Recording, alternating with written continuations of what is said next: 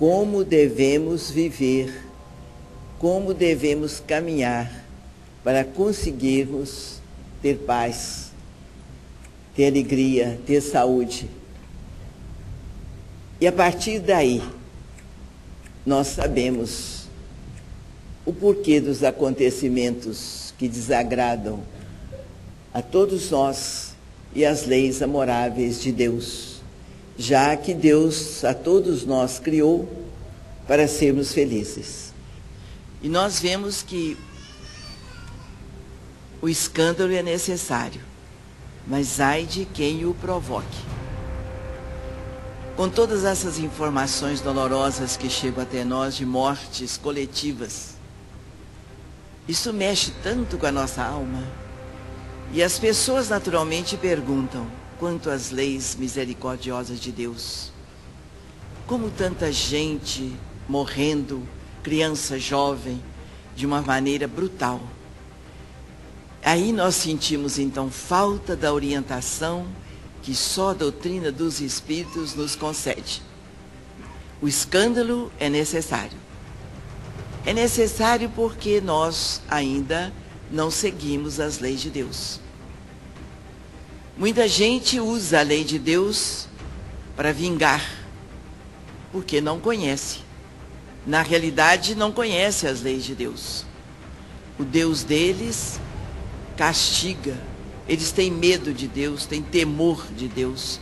A doutrina espírita nos ensina a amar a Deus, amando o nosso próximo, porque a sua justiça é misericordiosa. Então, esses acontecimentos que tiram a vida de uma maneira coletiva, quando mexe com a nossa emoção, com o nosso equilíbrio, às vezes tira até a nossa condição de um sono tranquilo. Nós precisamos buscar essa explicação na doutrina espírita, como foi a mensagem. Não existe acaso nas sábias e amoráveis leis de Deus. Coitado da pessoa que serviu de instrumento para o resgate num acontecimento tão brutal. Aí sim é que entra aquilo que a gente chama que não existe causa sem efeito, mas também não existe efeito sem causa. Toda causa produz um efeito. Se ela é causa amorosa, justa, digna, o efeito é sadio, é positivo. Se a causa maltrata, é indigna da criação de Deus, não há dúvida nenhuma que o efeito vai ser doloroso. Então não existe causa sem efeito. Você provocou uma causa, o efeito vai acontecer. E se você sofre de um efeito, você já está sabendo que a causa está nesta ou numa existência passada. Então as leis de Deus são definitivamente de amor e de misericórdia. A justiça se faz, mas se faz com amor. Nós vamos resgatar o nosso passado faltoso, mas paralelamente nós temos a proteção divina. O Pai não nos abandona, como nós ouvimos. Mas e você pensa naquela criança que morreu no meio daquela multidão de uma maneira tão maldosa, tão infeliz de quem provocou aquele problema. Então você busca na mensagem divina. Ali nós vimos o efeito. A causa está no passado. Aquela criança é criança só no físico. É um espírito antigo endividado com as leis de amor. A inteligência suprema antecede todos os acontecimentos, naturalmente aqueles que abalam a multidão. Antes de nós, os mentores espirituais sabiam de tudo o que ia acontecer. E a bondade de Deus se manifesta, amparando aqueles espíritos que ali se reuniram para o desenlace. É a lei de Deus que rege os nossos destinos. O que nos maltrata mesmo é o desconhecimento destas leis. Elas existem em benefício da humanidade, encarnada e desencarnada. E os acontecimentos desse nível não acontecem por acaso, como ouvimos, nem tampouco por erros humanos, que nós estamos mergulhados neles. As leis amoráveis e poderosas de Deus superam estes erros que levam dores, lágrimas e até desespero aos filhos amados do Pai. A nossa confiança deve ser plena nestas leis. Deus nos criou a todos e a todos nós. Deus ama. Embora nós estejamos um tanto distanciados desse amor, ele se faz, independentemente dos nossos valores e dos nossos méritos.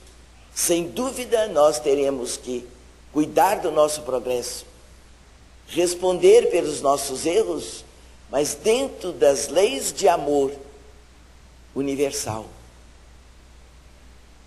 Nos momentos de separação do espírito do corpo físico, é a lei de Deus que se manifesta com todo amor e misericórdia. Ela acolhe os espíritos, envolve os espíritos, antes que eles tomem o choque do corpo físico. Não é da forma que nós, com a nossa pequena visão, queremos descrever os acontecimentos dentro do nível espiritual, não é assim. É a lei de Deus que rege todo o nosso destino. Nós é que saímos dele, mas ele vai, o amor de Deus vai aonde os seus filhos estão errando, para não deixá-los sucumbir na ignorância das forças espirituais.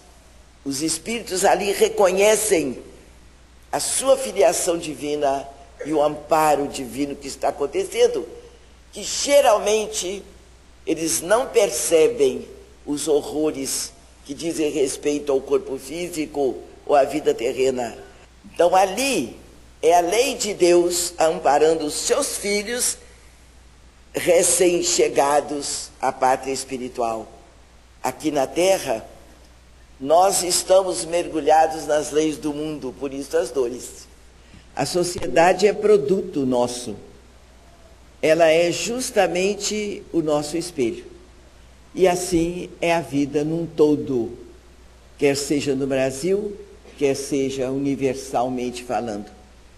Nós somos justamente aquilo que nós projetamos no nosso ambiente familiar, no nosso ambiente de trabalho, no nosso ambiente social, de lazer. Formamos então um ambiente coletivo, onde quer que estejamos. Naturalmente, a vida num todo é reflexo do habitante ou dos habitantes do local. Aí nós vamos entendendo todo esse nosso sofrimento que é coletivo. Nada disto precisaria acontecer se a vibração do povo a que nós fazemos parte fosse equilibrada com os ensinos divinos. Mas por quê? E para que Jesus veio à Terra? Para sofrer?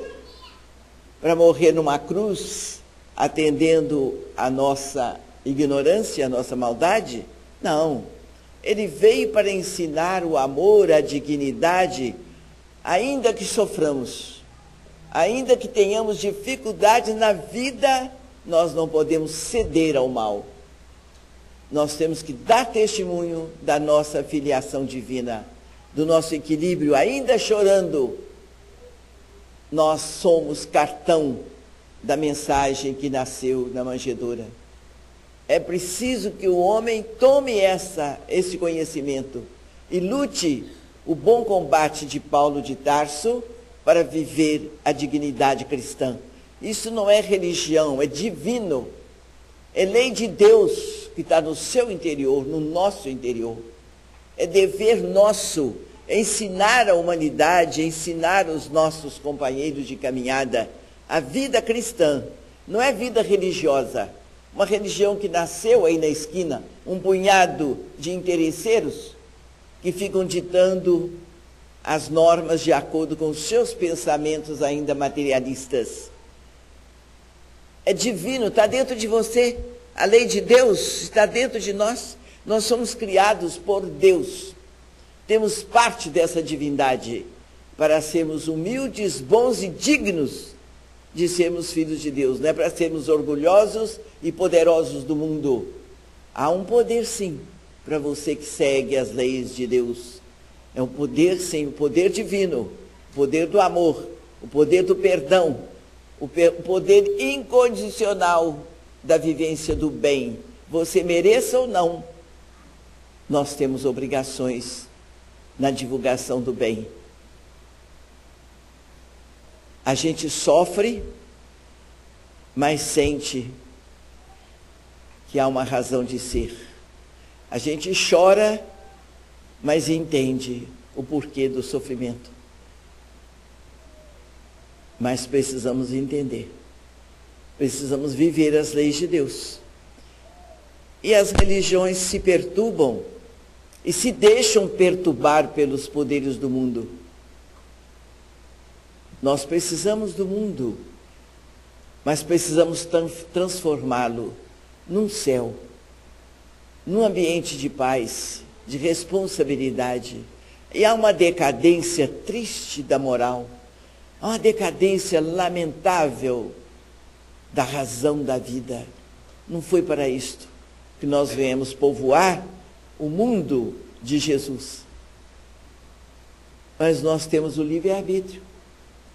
Se a gente quiser virar essa mesa aqui, a gente pode virar, mas vamos sofrer as consequências da falta de respeito, de responsabilidade. Se a lei do mundo falha, as leis da vida não falham. Elas dão a você a oportunidade do acerto. Para você acertar, naturalmente, você vai ter que burilar sua vida. Tirar as arestas. E para tirar essas arestas, a gente chora, a gente sofre. Já que não progredimos com amor, quem sabe com a dor. E é lamentável que com tanto sofrimento a gente não escuta alguém dizer: meu Deus, ajude-nos. A gente não escuta. Às vezes batem palma, que beleza, tivemos vitória. Mas ninguém busca a vibração superior para vencer as dificuldades do mundo. Vamos estudar doutrina espírita e procurar vivenciá-la a cada dia, a cada hora, a cada momento. É a mensagem que Jesus nos deixou. E nós precisamos aproveitar o nosso tempo nesta existência, que ela é muito importante para o nosso progresso espiritual. Estamos sofrendo muito, o mundo está sofrendo muito, falta de amor, falta de respeito, a degradação moral é a grande culpada da nossa distância das leis de Deus, do amor divino. Ele existe em nosso benefício, mas nós estamos fora da sua faixa. Que Jesus nos abençoe, nos pacificando o coração, nos despertando para os seus ensinos, para os seus exemplos. E os mentores espirituais, o nosso querido João de Freitas, nos proteja e abençoe o nosso Brasil, a nossa Minas Gerais. Assim seja.